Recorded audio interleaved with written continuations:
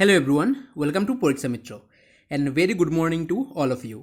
আজিৰ পৰা আমি আসাম ডাইৰেক্ট ৰিকুৱাৰমেণ্টৰ প্ৰিপেৰেশ্যন ষ্টাৰ্ট কৰিছোঁ য'ত আমি প্ৰথম ছাবজেক্টটো লৈ আহিছোঁ ৰিজনিং কাৰণ ইতিমধ্যে নটিফিকেশ্যনত আহিছে যে ৰিজনিং আহিব বুলি আৰু লাহে লাহে আমি আটাইকেইটা ছাবজেক্টৰ প্ৰিপেৰেশ্যন ইয়াত লৈ আহিবলৈ চেষ্টা কৰিম আমাৰ চেনেল পৰীক্ষা মিত্ৰত একেবাৰে ফ্ৰী অফ কষ্ট থাকিব সকলোৰ বাবে চ' ৰিজনিঙৰ আমি প্ৰথম টপিকটো লৈ আহিছোঁ এনালজি সাধাৰণতে দুটা ভাগত থাকে এটা হৈছে ৱৰ্ড এনালজি ৱৰ্ড য'ত শব্দসমূহ দিয়া থাকে তাৰ পৰা আমি ইয়াৰ লগত ৰিলেটেড থকা শব্দ উলিয়াব লাগে আৰু এটা হৈছে নাম্বাৰ এনালজি য'ত সংখ্যা দিয়া থাকে আৰু ইয়াৰ এই সংখ্যাৰ লগত জড়িত থকা বা সম্পৰ্কিত থকা আমি নেক্সট নাম্বাৰটো কি হ'ব সেইটো অপশ্যনৰ পৰা উলিয়াব লাগে চ' আজি আমি ইয়াত প্ৰথমটো ডিছকাছ কৰিম ৱৰ্ড এনালজি মানে কেইটামান শব্দ থাকিব আৰু ইয়াৰ শব্দৰ লগত জড়িত যিবোৰ নেক্সট আমাৰ অপশ্যন হ'ব সেইবোৰৰ পৰা আমি বাছি উলিয়াব লাগিব চ' আজিৰ ভিডিঅ'টো ষ্টাৰ্ট কৰাৰ আগতে যদি আপুনি আজি আমাৰ চেনেল প্ৰথমবাৰৰ বাবে আহিছা চেনেলটো ছাবস্ক্ৰাইব কৰি লোৱা আৰু যদি ভিডিঅ'টো ভাল লাগে লাইক আৰু শ্বেয়াৰ কৰিবলৈ নাপাহৰিবা চ' আজিৰ প্ৰথম কুৱেশ্যনটো কি লৈছোঁ আমি আৰু ৱৰ্ড এনালজিটো যিকোনো ধৰণৰ শব্দ দিব পাৰে যেনে ইয়াত ইণ্ডিয়া নিউ দিল্লী মানে আমি চায়ে গম পাইছোঁ এইটো কিহৰ ওপৰত দিছে ৰাজধানীৰ ওপৰত দিছে চ' ৱৰ্ড এনালজিত যিকোনো শব্দ থাকিব পাৰে চ' তাৰ লগত সম্পৰ্কিত আমি নেক্সট শব্দটো উলিয়াব লাগে চ' ইয়াত প্ৰথম কুৱেশ্যনটো দিছে ইণ্ডিয়া নিউ দিল্লী আৰু কানাডা মানে কি ক'ব বিচাৰিছে ইয়াত ভাৰতৰ ৰাজধানী যদি নতুন দিল্লী হয় কানাডাৰ ৰাজধানীটো কি হ'ব অপশ্যনসমূহ দিছে পেৰিছ ভিয়েনা অটাৱা কেনবেৰা চ' ইয়াৰ কাৰেক্ট এনচাৰ কি হ'ব কমেণ্ট কৰিবলৈ চেষ্টা কৰা কমেণ্ট ছেকশ্যনত আৰু অতি সোনকালে নেক্সট ছাবজেক্ট কেইটাও আমি ইউটিউবত লৈ আহিম স্পেচিয়েলি মেথছ মই ল'ম চ' যদি এতিয়ালৈকে ছাবস্ক্ৰাইব কৰা নাই ছাবস্ক্ৰাইব কৰি লোৱা চ' ইয়াৰ কাৰেক্ট এনচাৰটো কি হ'ব আমি জানো কানাডাৰ ৰাজধানী কি কানাডাৰ ৰাজধানী হৈছে অটাৱা অপশ্যন চি হ'ব ইয়াৰ কাৰেক্ট এনচাৰ এনেদৰে যিকোনো ধৰণৰ শব্দ দিব পাৰে তাৰ লগত ৰিলেটেড থকা শব্দসমূহ আমি উলিয়াব লাগে নেক্সট কুৱেশ্যনৰ যোৱাৰ আগতে আপোনালোকে নিশ্চয় গম পাইছা যিসকলে গম পোৱা নাই তেওঁলোকৰ বাবে এটা সৰু ইনফৰমেশ্যন আমি পৰীক্ষা মিত্ৰ নামৰ এপটো অলৰেডি লঞ্চ কৰিলোঁ এই এপটো আমাৰ প্লে ষ্ট'ৰত আছে তাৰ পৰা গৈ পৰীক্ষা মিত্ৰ চাৰ্চ কৰিলে বা এই ভিডিঅ'টোৰ ডেছক্ৰিপশ্যনতো আমি এপটোৰ লিংক দি দিম তাৰ পৰা গৈ এপটো ডাউনলোড কৰিব পাৰিবা আৰু ডাউনলোড কৰিলে কি হ'ব এতিয়াৰ পৰা যিমানকেইটা ক্লাছ হ'ব তাৰ PDF ফ্ৰী অফ কষ্ট ফ্ৰী দিয়া হ'ব আমাৰ এপত দিয়া হ'ব এতিয়াৰ পৰা কাৰণ টেলিগ্ৰাম গ্ৰুপত দিলে যেতিয়া আপোনালোকে মেছেজ কৰা আমাৰ PDFসমূহ ক'ত গুচি যায় সেইটো বিচাৰি পোৱাটো এটা অতি জটিল কাম হয় আৰু আমাৰ যিটো এপ আছে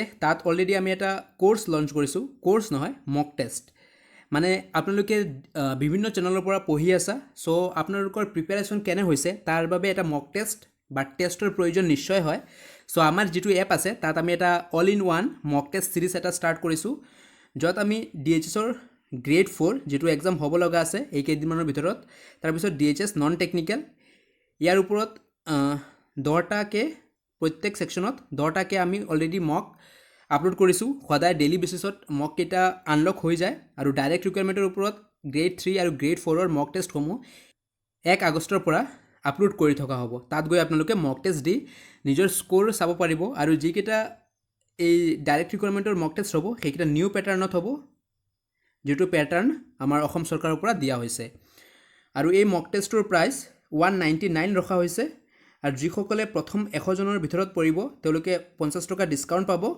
তেওঁলোকৰ প্ৰাইচ পৰিব 149ত আৰু ইয়াৰ ভেলিডিটি হৈছে 6 মান্থছৰ ভিতৰত যদি ইয়াৰ এক্সাম নহয়ও তেতিয়ালৈকে আপোনাৰ এই ভেলিডিটিটো 6 মান্থলৈকে চলি থাকিব গতিকে যদি এইটো পাৰ্চেছ কৰিব মন আছে তেনেহ'লে এপটো ডাউনলোড কৰি তাৰ পৰা গৈ পাৰ্চেছ কৰি লোৱা নেক্সট কুৱেশ্যন চাওঁ আমি question number 2 Sri Lanka related to Sri Jayawardenepura Kotte তেনেহ'লে অষ্ট্ৰিয়া কিহৰ লগত সম্পৰ্কিত আমি জানো যে শ্ৰীলংকাৰ ৰাজধানী হৈছে শ্ৰী জয়ৱৰ্ধনাপুৰা কোট্টে তেনেহ'লে অষ্ট্ৰিয়াৰ ৰাজধানী কি হ'ব অপশ্যন এ দিছে পেৰিছ বি দিছে কেনবেৰা চি অটাৱা আৰু ডি দিছে ভিয়েনা চ' ইয়াৰ কাৰেক্ট এনচাৰ কি হ'ব যিসকলে ইয়াৰ এনচাৰ অপশ্যন ডি কৰি আছা ভিয়েনা তেওঁলোকৰ এনচাৰ কাৰেক্ট অষ্ট্ৰিয়াৰ ৰাজধানী হৈছে ভিয়েনা ইটালী ৰোম চ' কিউবা কি হ'ব ইটালীৰ ৰাজধানী ৰোম হ'লে কিউবাৰ ৰাজধানী কি হ'ব অপশ্যন এ দিছে Islamabad B Havana C Colombo D Rome so' ইয়াৰ কাৰেক্ট এনচাৰ কি হ'ব চ' ইয়াৰ কাৰেক্ট এনচাৰ হ'ব অপশ্যন বি হাৱানা। কিউবাৰ ৰাজধানী হৈছে অপশ্যন বি হাৱানা। এইকেইটা ভালকৈ চাবা, আপোনাৰ জেনেৰেল নলেজটোত নিশ্চয় কাম আহিব। নেক্সট কুৱেশ্যনটো হ'ল তামিলনাডু চেন্নাই। নেক্সট কুৱেশ্যনটো হ'ল তামিলনাডু চেন্নাই ৰাজস্থান। যদি তামিলনাডুৰ লগত চেন্নাই সম্পৰ্কিত হয়, চ' ৰাজস্থানৰ লগত কি সম্পৰ্কিত হ'ব? আমি জানো যে তামিলনাডুৰ ৰাজধানী হৈছে চেন্নাই, চ' ৰাজস্থানৰ ৰাজধানী কি হ'ব? যিসকলে ইয়াৰ এনচাৰ জানা কমেণ্ট ছেকশ্যনত ইয়াৰ এনচাৰটো কৰি দিয়া। আৰু ৰিজনিঙৰ ক্লাছ 9:30 9:30 বজাত আমাৰ চেনেলত আপলোড হৈ থাকিব। চ' ইয়াৰ কাৰেক্ট এনচাৰ কি হ'ব? জয়পুৰ। অপশ্যন বি হ'ব ইয়াৰ কাৰেক্ট এনচাৰ। নেক্সট চাওঁ আমি আসাম দিছপুৰ উত্তৰ প্ৰদেশ। অসমৰ ৰাজধানী দিছপুৰ হ'লে উত্তৰ প্ৰদেশৰ ৰাজধানী কি? চ' যিসকলে উত্তৰ প্ৰদেশৰ ৰাজধানী জানা তেওঁলোকে এই এনচাৰটো কাৰেক্ট হৈ যাব।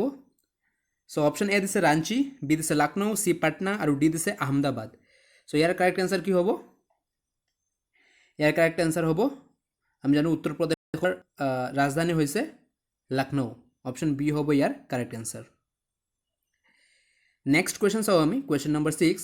India related to rupee, so' Germany is related two. মানে যদি ভাৰত টকাৰ লগত সম্পৰ্কিত হয় তেনেহ'লে জাৰ্মানী কিহৰ লগত সম্পৰ্কিত হ'ব? মানে কি ক'ব বিচাৰিছে, ভাৰতৰ কাৰেঞ্চিক যদি টকা কোৱা হয় তেনেহ'লে জাৰ্মানীৰ কাৰেঞ্চিক কি বুলি কোৱা হয়? চ' ইয়াৰ এনচাৰটো কৰিবলৈ চেষ্টা কৰা। চ' ইউনাইটেড কিংডমৰ কাৰেঞ্চি হৈছে, যিসকলে ইয়াৰ এনচাৰ অপশ্যন চি কৰি আছা তেওঁলোকৰ এনচাৰ কাৰেক্ট পাউণ্ড। আৰু এই কুৱেশ্যনকেইটা ভালকৈ চাবা, কাৰণ আমাৰ জেনেৰেল নলেজতো জিকে ছেকশ্যনতো ইয়াৰ পৰা কুৱেশ্যন সুধি দিয়ে কাৰেঞ্চিৰ ওপৰত। চ' একেলগতে আপোনাৰ ইয়াত দুটা কাম হৈ আছে। নেক্সট কুৱেশ্যন চাওঁ আমি, question number 9। Japan diet USA। Japan যদি ডায়েটৰ লগত সম্পৰ্কিত হয় তেনেহ'লে আমেৰিকা যুক্তৰাষ্ট্ৰ কিহৰ সৈতে সম্পৰ্কিত? আমি জানো যে জাপানৰ যিটো সংসদ আছে তাক ডায়েট বুলি কোৱা হয়। চ' আমেৰিকা যুক্তৰাষ্ট্ৰ মানে USAৰ সংসদক কি বুলি কোৱা হয়? অপশ্যন এ দিছে পাৰ্লিয়ামেণ্ট, বি দিছে ডুমা, চি কংগ্ৰেছ, ডি মাজলিছ। ইয়াৰ কাৰেক্ট এনচাৰ কি হ'ব? কমেণ্ট কৰিবলৈ চেষ্টা কৰা। যিসকলে ইয়াৰ এনচাৰ অপশ্যন চি কৰি আছা তেওঁলোকৰ এনচাৰ কাৰেক্ট কংগ্ৰেছ। আমেৰিকা যুক্তৰাষ্ট্ৰৰ সংসদক কংগ্ৰেছ বুলি কোৱা হয়। নেক্সট কুৱেশ্যন চাওঁ আমি, কুৱেশ্যন নম্বৰ 10। ছেইম, ইয়াত আকৌ সংসদৰ কথাই সুধিছে। জাপান যদি ডায়েট হয় ৰাছিয়া কিহৰ লগত সম্পৰ্কিত? আমি জানো ৰাছিয়াৰ সংসদক কি বুলি কোৱা হয়। এই কুৱেশ্যনবোৰ একেলগে আপোনাৰ জিকে ছেকশ্যনতো কাভাৰ হৈ যাব। চ' ইয়াৰ কাৰেক্ট এনচাৰ কি হ'ব? ডুমা। আমি জানো ৰাছিয়াৰ সংসদক ডুমা বুলি কোৱা হয়।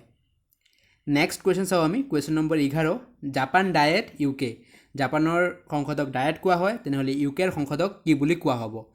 চ' ইয়াৰ এনচাৰ যিসকলে অপশ্যন এ কৰি আছা তেওঁলোকৰ এনচাৰ কাৰেক্ট পাৰ্লিয়ামেণ্ট। UKৰ সংসদক পাৰ্লিয়ামেণ্ট বুলি কোৱা হয়। যিসকলে এতিয়ালৈকে ভিডিঅ'টো লাইক কৰা নাই লাইক কৰি দিয়া। যদি ভিডিঅ'টো ভাল লাগে শ্বেয়াৰ কৰি দিবা, এনেকৈ কণ্টেণ্ট পাই থাকিবলৈ। আৰু এই কণ্টেণ্টসমূহ একেবাৰে ফ্ৰী ইউটিউবত প্ৰভাইড কৰোৱা হৈ আছে। সেইকাৰণে আমি আপোনালোকৰ পৰা এটলিষ্ট এটা শ্বেয়াৰ ডিমাণ্ড কৰিব পাৰোঁ। চ' আপোনালোকে পাৰিলে শ্বেয়াৰ কৰি দিবা যাতে আমাৰ উৎসাহটো বাঢ়ে এনেকৈ কণ্টেণ্ট দি থাকিবলৈ। নেক্সট কুৱেশ্যন হ'ল বাংলাদেশ জাতীয় সংসদ নেপাল। বাংলাদেশৰ সংসদক জাতীয় সংসদ বুলি কোৱা হয় তেনেহ'লে নেপালৰ সংসদক কি বুলি কোৱা হয়? ইয়াৰ অপশ্যন এ দিছে নেশ্যনেল এছেম্বলি, বি দিছে ৰাষ্ট্ৰীয় পঞ্চায়ত, চি দিছে মাজলিছ আৰু ডি দিছে ডায়েট। চ' ইয়াৰ কাৰেক্ট এনচাৰ কি হ'ব? কমেণ্ট কৰিবলৈ চেষ্টা কৰা। যিসকলে ইয়াৰ এনচাৰ অপশ্যন বি কৰি আছে তেওঁলোকৰ এনচাৰ কাৰেক্ট ৰাষ্ট্ৰীয় পঞ্চায়ত। নেপালৰ সংসদক ৰাষ্ট্ৰীয় পঞ্চায়ত বুলি কোৱা হয়। নেক্সট কুৱেশ্যন চাওঁ আমি, question number 13। Time related to second তেনেহ'লে ফ'ৰ্চ ৰিলেটেড টু কি? যদি সময় ছেকেণ্ডৰ লগত সম্পৰ্কিত হয় তেনেহ'লে বলৰ লগত তলৰ কোনটো সম্পৰ্কিত হ'ব? চ' এই কুৱেশ্যনটো চায়েই আমি গম পাইছোঁ যে ইয়াত কিহৰ কথা কোৱা হৈছে? এককৰ কথা কোৱা হৈছে। আমি জানো টাইমৰ SI একক হৈছে ছেকেণ্ড। চ' ফ'ৰ্চ যাক আমি অসমীয়াত বল বুলি কওঁ, বলৰ SI একক কি? বলৰ SI একক হৈছে অপশ্যন ডি হ'ব ইয়াৰ কাৰেক্ট এনচাৰ নিউটন। এনেধৰণৰ ৱৰ্ড এনালজিত যিকোনো ধৰণৰ ৱৰ্ড দি দিব পাৰে, তাৰ লগত সম্পৰ্কিত ৱৰ্ডকেইটা আমি উলিয়াব লাগে। নেক্সটটো চাওঁ আমি, hygrometer related to humidity. So' barometer is related to. Hygrometer আৰ্দ্ৰতা জোখা হয় তেনেহ'লে বেৰ'মিটাৰেৰে কি জোখা হয়? অপশ্যন এ দিছে হাৰ্টছ, বি দিছে এটমছফেৰিক প্ৰেছাৰ, চি দিছে ছেকেণ্ড আৰু ডি দিছে নিউটন। চ' ইয়াৰ কাৰেক্ট এনচাৰ কি হ'ব? আমি বেৰ'মিটাৰেৰে কি জোখোঁ? বেৰ'মিটাৰেৰে বায়ুমণ্ডলীয় চাপ জোখা হয় সো ইয়াৰ কাৰেক্ট এনসাৰ হ'ব অপশন বি নেক্সট কুৱেশ্যনটো চাওঁ আমি question number 15 bees related to swarm so flowers is related to what যদি মৌমাখিৰ গুটক বা কেইবাটাও মৌমাখি একেলগ হ'লে তাক কি বুলি কোৱা হয় মৌমাখিৰ জাক বুলি কোৱা হয় তেনেহ'লে ফুল কেইবাটাও ফুল যদি একেলগে লোৱা হয় তেনেহ'লে তাক কি বুলি কোৱা হ'ব অপশ্যন এ দিছে ফ্লক বি দিছে বাঞ্চ চি দিছে বুকে আৰু ডি দিছে নান অফ দিছ ইয়াত অসমীয়াত এনেকৈ নাহিব ইয়াত বুকে বুলিয়ে আহিব সো ইয়াৰ কাৰেক্ট আনসাৰ কি হ'ব ইয়াৰ কাৰেক্ট আনসাৰ হ'ব আমি নিশ্চয় জানো কেইবাজোপা ফুল একেলগ হ'লে তাক আমি বুকে বুলি কওঁ অপশ্যন চি হ'ব ইয়াৰ সৰি ইয়াত অপশ্যনটো চেঞ্জ কৰা হোৱা নাই অপশ্যন চি হ'ব ইয়াৰ কাৰেক্ট আনসাৰ বুকে নেক্সট কুৱেশ্যন চাওঁ আমি question number 16 soldiers are related to army তেনেহ'লে মিউজিচিয়ান কিহৰ লগত সম্পৰ্কিত হ'ব সেনাৰ গ্ৰুপক বা সেনাৰ গোটক কি বুলি কোৱা হয় আৰ্মি বুলি কোৱা হয় তেনেহ'লে মিউজিচিয়ানৰ গোটক বা তেওঁলোকৰ দলক কি বুলি কোৱা হ'ব সো ইয়াৰ এনসাৰ হ'ব অপশ্যন বি বেণ্ড মিউজিচিয়ানৰ দলক বা তেওঁলোকৰ গোটক বেণ্ড বুলি কোৱা হয় আৰু এনেধৰণৰ কুৱেশ্যনে আপোনালোকৰ ইংলিছ ছেকশ্যনতো নিশ্চয় সহায় কৰিব সো কুৱেশ্যনকেইটা ভালকৈ চাবা নেক্সট কুৱেশ্যন চাওঁ আমি কুৱেশ্যন নম্বৰ 17 কাউ কাফ ডাক কিহৰ লগত সম্পৰ্কিত কাউ যদি কাফৰ লগত সম্পৰ্কিত হয় ডাক কিহৰ লগত সম্পৰ্কিত মানে কি বুলি কোৱা হয় কাউৰ মানে গৰুৰ সৰু পোৱালিক যদি কাফ বুলি কোৱা হয় তেনেহ'লে ডাক মানে হাঁহৰ সৰু পোৱালিক কি বুলি কোৱা হ'ব এই কুৱেশ্যনটো আমি অলৰেডি যিকেইটা প্ৰিভিয়াছ ইয়াৰৰ কুৱেশ্যন কৰিছোঁ তাত অলৰেডি পাইছোঁ য়ং ওৱান্স ইংলিছ ছেকশ্যনত এই কুৱেশ্যনকেইটা সো ইয়াৰ পৰা ৰিজনিঙো হ'ব পাৰে সো ইয়াৰ কাৰেক্ট এনসাৰ কি হ'ব ডাকৰ সৰু পোৱালিক কি বুলি কোৱা হয় ডাকলিংছ অপশ্যন ডি হ'ব ইয়াৰ কাৰেক্ট এনসাৰ